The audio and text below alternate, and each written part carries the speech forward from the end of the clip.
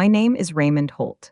I'm 67 years old, retired after 4 decades in the pipe-fitting trade, and I live in a modest house on the east side of Springfield, Illinois.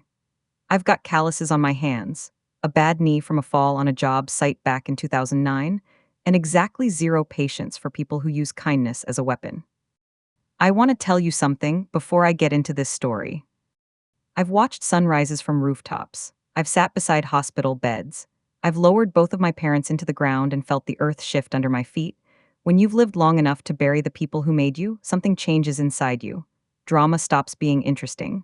Noise stops being impressive. What matters becomes very clear, very fast. That's why what happened to my sister, Margaret, cut me so deeply. Not because of what was at stake financially. Not because of the legal mess, but because someone had carefully, deliberately, systematically used her love against her. And that kind of cruelty has no excuse. Not in any language, not under any roof. Margaret is 6 years younger than me. If you'd known her growing up, you'd have liked her immediately. That was just her nature. She was the child who brought stray cats home. The teenager who stayed late after school plays to help stack chairs. The young woman who remembered every birthday, every anniversary, every small moment that other people let slip by. Our parents called her their sunshine girl. They weren't wrong. When Dad passed 9 years ago now, it felt like the floor dropped out from under us. 3 years later, Mom followed. Losing them reshuffled everything. Margaret and I became closer. Holidays became more important. We started calling each other more, checking in more, making sure neither of us drifted too far from the other. And Margaret had the house. That house on Birchwood Avenue was more than 4 walls and a roof. Dad had laid the tile in the kitchen himself. Mom had planted a dogwood tree in the backyard that bloomed white every May like a promise being kept. The property had been paid off years before they died. It passed to Margaret clean and free. No liens, no debt, no complications. Or so we believed. Margaret met a man named Trevor Walsh about 4 years before all of this happened. He was 51, handsome in a practiced way, with a firm handshake and the kind of laugh that fills up a room. He worked as an independent contractor, drove a clean truck, always arrived with something in his hands: wine, flowers, a box of pastries. He seemed almost thoughtful to a fault. Almost. We welcomed him, all of us. I invited him to cookouts. My daughter Kendra thought he was charming. My son-in-law played golf with him twice. Margaret looked at that man the way people look at something they'd been searching for without knowing it. I remember the night she called to tell me he'd proposed. "I know it's fast," she said, laughing nervously. "Are you happy?" I asked. "Happier than I've been in years." Then that's what matters. I believed that when I said it. I wish I still could. The wedding was quiet and lovely. A garden ceremony in September, leaves just beginning to turn, 20 or so people she loved most. I stood beside her and thought, she deserves this. She deserves all of it. That was year 1. Year 2, things started shifting. Barely perceptibly at first, the way a picture frame goes crooked so slowly you don't notice, until one day you glance at it and can't believe how far it's tilted. Margaret stopped showing up to things, not dramatically, just consistently. A birthday dinner she'd always attended, a church potluck she'd never missed in 15 years, Sunday phone calls that went from 90 minutes to 30 to almost nothing. When I asked about it, she laughed it off. "Trevor's been busy with a project. I've been helping him keep up with things." I nodded, accepted it, moved on. That was my first mistake. The Thanksgiving text arrived at 8:47 in the morning. I was in my kitchen drinking black coffee and watching the neighbor's dog chase leaves across the yard. My phone buzzed. 3 lines from Margaret. "Don't come today, we're keeping it small, have a good holiday." I stared at that message for a long time. No warmth, no explanation, no "love you" at the end, no apology. Just those 3 flat, cold sentences from a woman who had hosted Thanksgiving dinner without interruption for 19 consecutive years. I called her. Voicemail. I texted back. Nothing. I tried again around noon. Still nothing. By 3 in the afternoon, I was pacing. Not out of anger, out of something deeper. That particular feeling that lives in your chest when someone you love isn't behaving like themselves. You can't logic your way out of it, you just know. Then my daughter Kendra called. Dad, did you get a weird text from Aunt Margaret? Something cold dropped into my stomach. Same message. Word for word. That confirmed it, a mass copy-paste. No personal thought, no individual feeling behind it. Just a blanket dismissal sent to everyone at once, from a woman who handwrote Christmas cards and remembered the exact way each person in her family took their coffee. I put on my coat. The drive to Birchwood Avenue took 12 minutes. Springfield was quiet in that particular Thanksgiving way, streets empty, the smell of chimney smoke, windows glowing amber from inside warm houses where families were doing what families are supposed to do. I turned onto her street and immediately counted 5 vehicles in and around the driveway. Trevor's truck, 2 cars I recognized from his side of the family, 2 others I'd never seen. Then I saw her. She was around the side of the house, near the old wooden garden bench Dad had built years ago. She had on a light cardigan, no coat, no scarf, nothing adequate for 34 degrees. Her arms were wrapped tight around herself. Her face was turned away from me. I parked and walked toward her. When she heard my footsteps and turned, the sight of her face destroyed me. Her eyes were swollen. Her cheeks were raw from wind and crying. She was shivering, not a little, but the full-body, helpless shiver of someone who has been sitting in the cold for far too long. Raymond, her voice broke on the single word. I took off my coat without thinking and wrapped it around her shoulders. And here's what scared me most in that moment. She didn't argue. Margaret, my stubborn, fiercely independent, I'm fine, don't fuss sister, accepted help without a word of protest. That single fact told me more than anything she could have said. I pulled the bench closer and sat beside her. Through the kitchen window behind her, I could see them clearly. Trevor at the head of the table, laughing. His father beside him, gesturing broadly at something. His mother pouring wine with the ease of a woman who believes the room belongs to her. His brother and sister-in-law passing dishes back and forth. A complete holiday scene. Inside a house that was not theirs, while the woman who owned every inch of it sat outside in the cold. I kept my voice steady. Tell me what happened. She couldn't at first, just shook her head, stared at her hands. I waited because I've learned that forcing someone to speak before they're ready only makes them retreat further. Then it started coming out. Not smoothly, not in order. In the fragmented, breathless way that truth emerges when someone has been holding it for far too long. His family had arrived that morning just after 9. His mother walked into the kitchen and immediately started redirecting things, changing the oven temperature, rearranging dishes, critiquing the seasoning without being asked. His father settled into the armchair in the living room like a man coming home to his own house.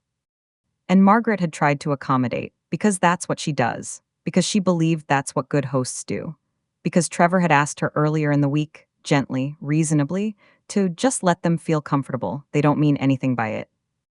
The comments accumulated throughout the morning. The turkey was overdone, the centerpiece was too busy, the living room furniture looked dated, the kitchen needed renovating, the neighborhood had changed. Nothing catastrophic, nothing you could point at and say that's abusive, just a relentless slow drip of contempt disguised as observation. Then came what I can only describe as the ambush. Around midday, Trevor's father had pulled out a folder of papers and spread them on the dining room table. Trevor sat beside him. His mother stood at Trevor's shoulder. And they began, collectively and calmly, making the case for selling the house. The property value had increased substantially. It was too large for 2 people. The maintenance burden would only grow. The smart financial move would be to liquidate, split the proceeds, and start fresh somewhere smaller. In a house she'd inherited from her parents. When Margaret pushed back, the temperature in the room changed immediately. Trevor became cold. Not loud, not aggressive, cold. That particular silence that communicates disapproval more effectively than shouting ever could. His mother became sharp, dismissive, speaking to Margaret with the barely veiled patience one might use with a confused child. His father doubled down on the financial logic, treating her emotional connection to the property as an irrational obstacle. And Margaret, who had been standing in her own kitchen trying to defend her right to keep her own home, began to feel the thing that abusers most want their victims to feel, that she was the problem, that her feelings were the disruption. that her objections were making everyone uncomfortable. Trevor's mother delivered the final blow with total composure. If you're going to be emotional about this, maybe some fresh air would do you good. And Trevor, her husband, the man who had promised to stand beside her, said nothing. Not one word. Margaret had walked outside. She'd been there for 2 hours by the time I arrived. I let silence sit between us for a moment after she finished. The wind had picked up. Inside, someone laughed loudly at something. Through the window, I watched Trevor refill his glass. "Do you think this was just about Thanksgiving?" I asked quietly. She looked at me with exhausted eyes. "No." "What do you think it was about?" She turned back toward the window, toward the folder on the dining room table, toward the papers that Trevor's father was still examining with the focused attention of a man reviewing a financial acquisition. "I think," she said slowly, "that they're trying to take my house." I didn't speak right away. I looked at those papers. I looked at Trevor laughing at the head of that table. I looked at my sister, shivering, hollowed out, sitting outside in the cold on Thanksgiving Day because she had been made to feel like an inconvenience in her own home. And something inside me became very, very still. Not angry, not yet. A strategic. "Come on," I said, "we're leaving." She hesitated. "My things." "Tomorrow." "He'll be upset." I looked her in the eye. "Margaret, look at me." She did. "Trevor can be as upset as he wants to be. You're coming home with me right now." Something moved across her face. Fear, then exhaustion, then something that looked for just a second like relief. She nodded. We were halfway to my truck when the back door opened. Trevor stepped out. When he saw us walking away together, something shifted behind his eyes. That practiced smile flickered. Raymond, calm, controlled, like a man confident he can still manage the situation. I kept walking. "Everything all right?" I stopped then, turned to face him. "Is everything all right?" I repeated it without making it a question. He glanced at Margaret, then back at me. "She's upset. We had a disagreement." "I can see that. These things happen in families." "They do." I opened the passenger door. "She's leaving with me." His tone shifted barely, but I caught it. Margaret, softer, more intimate, the voice he'd probably used 1,000 times to reel her back in. "Let's go inside and talk. You don't have to leave." She didn't respond. That surprised him. I could see it. She climbed into the truck. I closed the door, walked around to the driver's side, and got in without looking back at him. As I pulled out of the driveway, I glanced in the rearview mirror once. Trevor stood in the cold now, watching us go, and for the first time since I'd met him, the smile was completely gone. The drive to my house was quiet. Margaret stared out the window at the darkening sky. I didn't push her to talk, I just drove. When we got inside, I made tea. She sat at my kitchen table with both hands wrapped around the mug, not drinking, just holding it, like warmth itself was something she needed to relearn. After a while, I picked up my phone and called the one person I trusted completely in situations like this. His name was Bernard Ackheffer. 70 years old, retired after 35 years in property and estate law, the man who had guided both of our families through probate after our parents died. He knew that house on Birchwood Avenue the way a doctor knows a patient's chart, every detail, every document, every thread of legal history. He answered on the second ring. I told him everything. When I finished, there was a pause that lasted long enough to make my palms sweat. Then he said, "Raymond, has Margaret signed anything recently? Any documents Trevor presented to her?" I looked toward the living room where Margaret sat wrapped in a blanket. "I don't know." "Find out tonight." "Why?" Another pause, because what you're describing follows a pattern I've seen before, and the pattern usually involves paperwork. I went cold. Bernard arrived the following morning with a legal pad, 2 folders, and the particular focused energy of a man who had seen enough deception in his career to recognize it instantly. He sat with Margaret for nearly 3 hours. And slowly, painstakingly, the picture assembled itself. Over the previous 2 years, Trevor had regularly presented documents for her signature: insurance updates, tax filings, refinancing exploratory forms, estate adjustment papers, each one accompanied by a breezy reassurance, routine paperwork, just a formality, nothing you need to worry about, just sign here. She'd trusted him. Of course she had, he was her husband. She had no copies of any of it. Bernard's expression never changed during the telling. He simply wrote, page after page, careful notes, asking quiet, clarifying questions. But when he finally set down his pen and looked at me, I read the answer in his face before he said a word. We need to pull every public record connected to that property, he said, starting Monday. Monday came. And county records, it turns out, are indifferent to lies. What Bernard found the following week wasn't a completed crime, not yet, but it was the roadmap of one. Inquiries had been made about the property's title, lenders had been contacted, preliminary discussions had been initiated, not in Margaret's name, not with her knowledge, not with her presence. All of it traced back to Trevor. Bernard placed the documents on my kitchen table one evening after dinner and walked Margaret through each one. She sat very still throughout. When he finished, she asked a single question. Was he going to do it without telling me at all? Bernard chose his words with the precision of a man who'd spent decades in courtrooms. Based on what I'm seeing, someone was working toward leveraging this property. The question of whether you would have been informed at any point is one I cannot answer. Margaret nodded slowly, then she said very quietly, I see. 2 words, but the way she said them, not with anger, but with the exhausted clarity of someone finally seeing the full shape of a thing they'd been too close to make out, broke something open in the room. That week brought other voices. A neighbor named Gloria, who lived 3 houses down for 16 years, called Margaret when she heard she was staying with me. The call lasted 40 minutes. Gloria described things she'd witnessed over the past 2 years, public moments where Trevor spoke over Margaret, corrected her in front of others, redirected conversations away from her, made small comments that consistently positioned her as confused or overly emotional. I didn't want to interfere, Gloria said. I kept thinking it wasn't my place. Then came a call from a woman from Margaret's church, then her former book club coordinator, then a colleague from the accounting firm where she'd worked part-time. Each story, individually, could be explained away.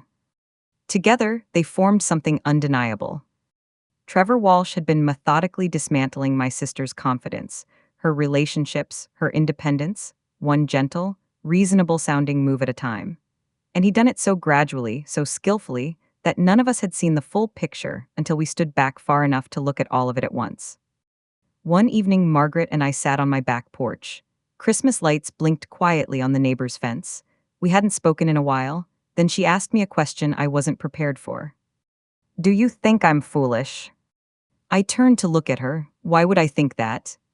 Because I didn't see it. I considered my answer carefully.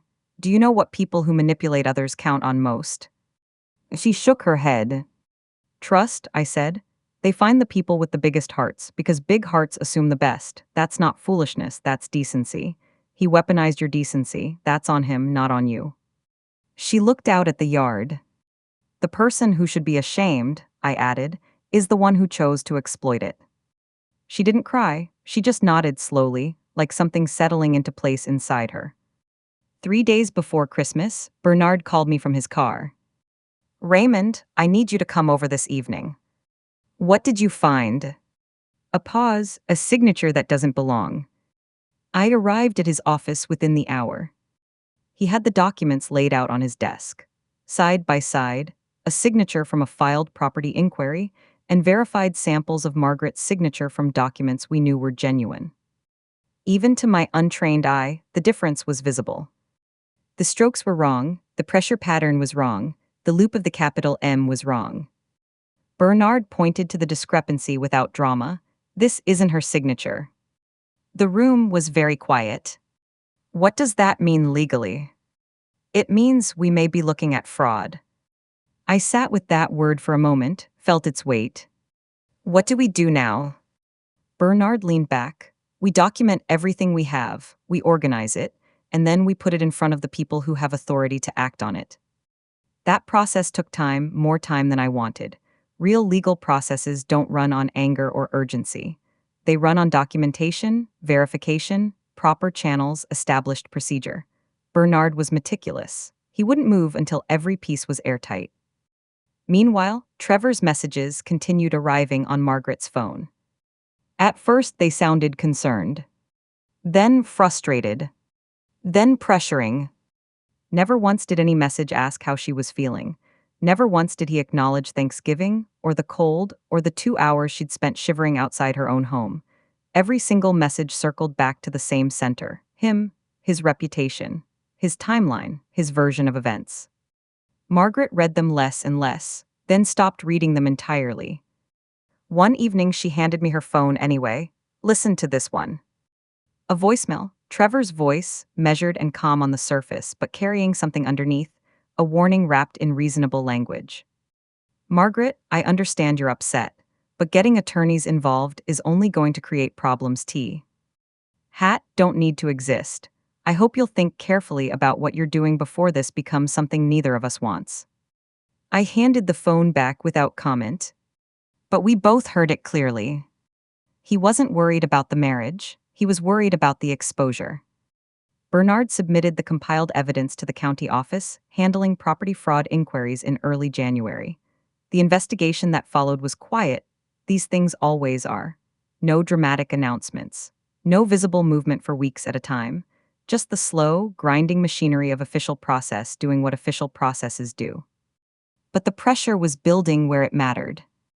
In February, Bernard told me the investigators had flagged multiple discrepancies. Trevor had provided explanations for several of them that didn't align with documented records. The inquiry was expanding. Trevor called me directly that week, 6 times over 4 days. I didn't return a single call. There was nothing to discuss. The facts had been filed. The process was underway.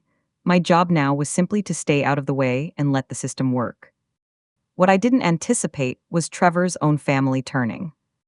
His younger sister Diane called Margaret one afternoon in late February. The conversation lasted over an hour. When it ended, Margaret came to find me looking stunned. He told different stories to all of them, she said. Who? His family, his sister, his cousins, some of their friends. Some of them thought I wanted to sell the house. Others thought I was having financial problems and Trevor was trying to help me. A few thought I had plans to move out of state. She shook her head slowly. Nobody had the real story. He gave each person just enough to make them sympathetic to him and confused about me. Classic architecture: keep every audience separate, control each narrative, let no two people compare notes. But once one thread unravels, the whole structure goes with it. Diane wasn't the only family member who reached out. Over the following weeks, 2 cousins called. A family friend who'd known the Walshes for years left a message. Several of them apologized to Margaret, not for actively participating, but for staying quiet. And sometimes silence is its own kind of complicity. The official findings came in March. The investigator called Bernard directly.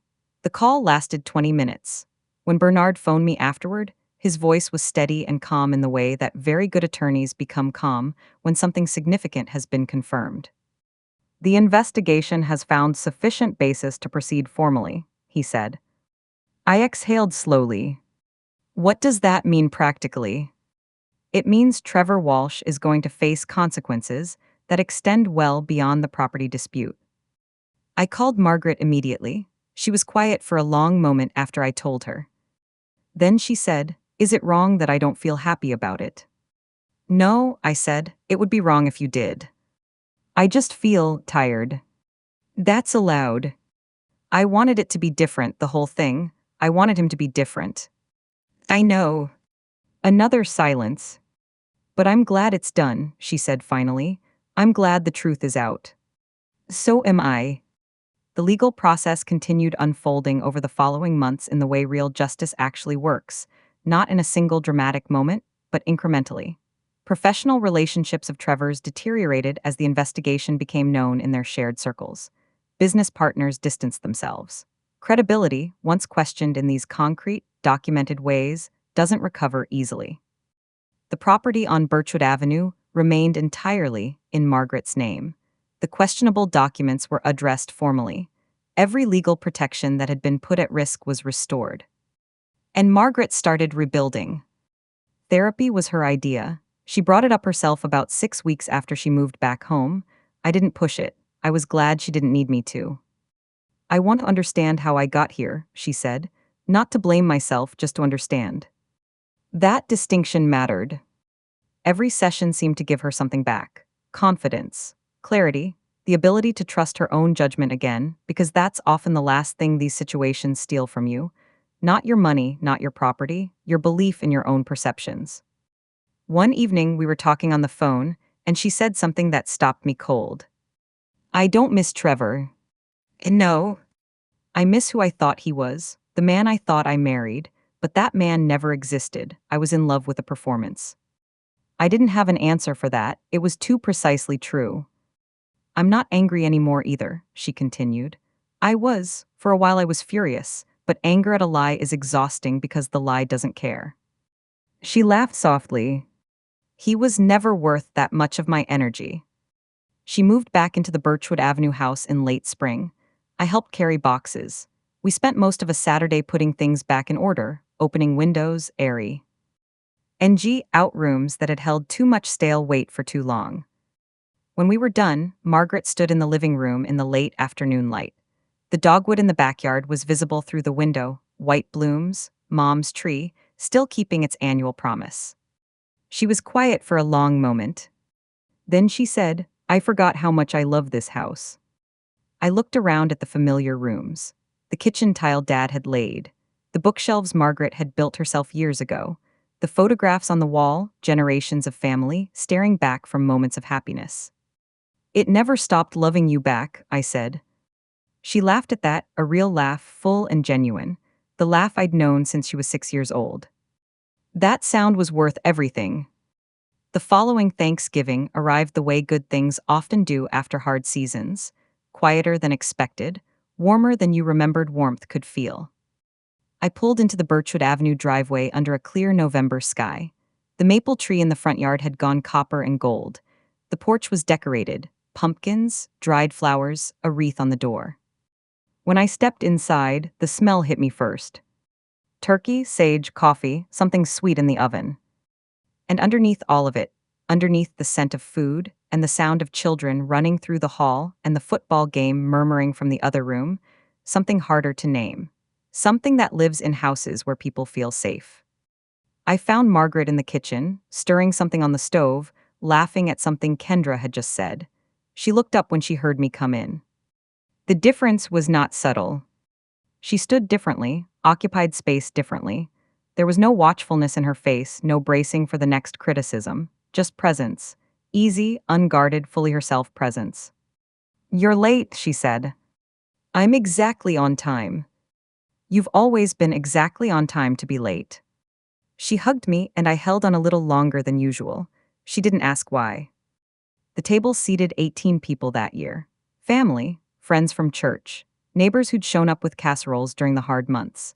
Bernard, who sat at the end of the table looking quietly satisfied with the universe in general. Gloria from down the street. People who had made phone calls, carried boxes, dropped off soup, and showed up without being asked. The meal was wonderful. Before we ate, Margaret stood. The room settled naturally into quiet, not the anxious silence of people bracing for tension, but the attentive silence of people who love someone and want to hear what she has to say. She looked around the table, took her time. A year ago today, she began, I was sitting outside this house in 34-degree weather, alone, believing that I had somehow caused the situation I was in. Nobody spoke. I spent a long time after that trying to figure out what I had done wrong. She paused. What signs I'd missed. What choices I should have made differently. I carried that weight every single day for months. She looked at me then. And then someone showed up. I studied the table in front of me. And then more people showed up. She gestured around the room. And what I understood slowly, over a very long year, was that I hadn't failed by trusting someone who proved untrustworthy. That's not failure, that's being human. Her voice steadied. The failure would have been staying silent, accepting it, deciding I deserved it. She straightened slightly. I didn't deserve it. None of us deserve to be made small by people who claim to love us.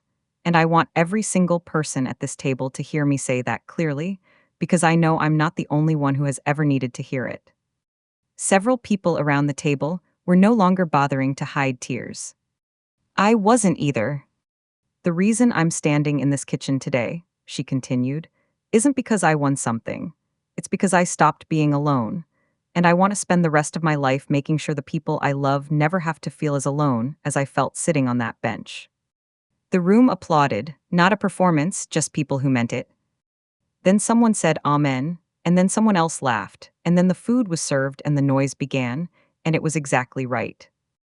Later that evening, after the dishes were done and most guests had gone, Margaret and I sat on the back porch. The yard was dark. The dogwood tree stood bare against the November sky. The Christmas lights on the garage weren't up yet, but she'd told me she planned to put them up the following weekend. She handed me something. An envelope. The return address was Trevor's attorney's office. He sent this through his lawyer last month, she said. I haven't shown anyone yet. I opened it carefully. The letter was one page, handwritten on plain paper. No legal language, no attorney posturing, just his handwriting. He wrote that he had spent months telling himself stories about who was responsible for what had happened, that it had taken. The loss of everything, business reputation, family relationships, his own self-respect, before he'd stopped running from the truth of what he'd done. He wrote that he understood if she never forgave him. He wrote that he was not asking her to. He only wanted her to know that he accepted, fully, the reality of what he had chosen to do, and that the only person responsible for those choices was him. No excuses, no blame redirected, no narrative maneuvering. When I finished, I folded the letter back into the envelope. What do you make of it? I asked. She considered the question for a long moment. I think it might be real, she said finally. I think the consequences may have finally made him honest. Does it change anything for you? She thought about that too, then shook her head. Not in the way you might expect. I'm not angry anymore. I haven't been for a while. She looked out at the yard. But I also don't need his honesty to close this chapter. I already closed it. How? When I walked back into this house on my own terms. A small smile. When I started sleeping through the night again. When I realized I wasn't measuring my words before I spoke, trying to guess how they'd land. She pulled her cardigan tighter. Forgiveness isn't something I did for him, she said quietly. It's something I did for myself, because carrying resentment toward a man who spent years taking things from me, that would just be him taking something else. I wasn't willing to give him that too. I didn't have a response, I just sat with her in the quiet. After a while she said, Do you know what I'm most grateful for tonight? Tell me. That I didn't lose myself entirely. She glanced at me sideways. That some part of me knew something was wrong, even when I'd been convinced not to trust my own instincts. Something still held on. I nodded. And that you came, she added, on Thanksgiving when I sent that message. I was worried. I know, she leaned her head briefly against my shoulder, the way she used to do when we were kids sitting on our parents' porch in autumn. But you came anyway. We stayed out there until the cold got serious, then went back inside where it was warm, and talked about nothing important for another hour, and that was exactly right. I've spent a lot of time in the past year thinking about what this whole experience was really about. It wasn't about a house. The house was just the most visible target, the most concrete, legible thing that could be pointed at and measured and protected through legal channels. What was really being stolen was harder to see and harder to name. Confidence, voice, the right to occupy a room without apologizing for it, the right to trust your own feelings, the right to believe that the love you offer will not be weaponized against you. Those things can't be documented in a county record. They can't be restored by an investigation. They come back if they come back the slow way, day by day, conversation by conversation, moment by moment. Margaret got them back, not all at once, not without cost, but fully. And I want to say something directly to anyone reading this who recognizes something in this story. Maybe in Margaret, maybe in yourself, maybe in someone you love. This kind of harm doesn't always look like harm. It doesn't announce itself. It doesn't come in the form of something you can easily describe to someone else at first, because each individual piece seems so small. A criticism here, a silence there, a signature on a form you barely had time to read, a holiday you spent alone while strangers sat at your table. The pattern is the point, and the pattern only becomes visible when you step back far enough to see the whole shape of it. If something feels wrong, if you feel smaller than you did a year ago, more apologetic, less certain of your own perceptions, that feeling is worth trusting. Not because it's always right, but because it's always worth examining. You are not responsible for someone else's decision to take advantage of your trust. You are responsible for what you do next. And what you do next can be this: tell one person you trust completely. Let them come and sit beside you in the cold. Let them put a coat around your shoulders. Let the process of being witnessed begin. That's where it starts. That's where it started for Margaret. And on a clear Thanksgiving evening, with the dogwood bare in the yard and 18 people around her table, and a year's worth of hard-won peace finally beginning to feel like home again, I think she'd tell you it was worth every step of the way back. Take care of yourselves. Take care of each other. And never underestimate how much it matters to simply show up.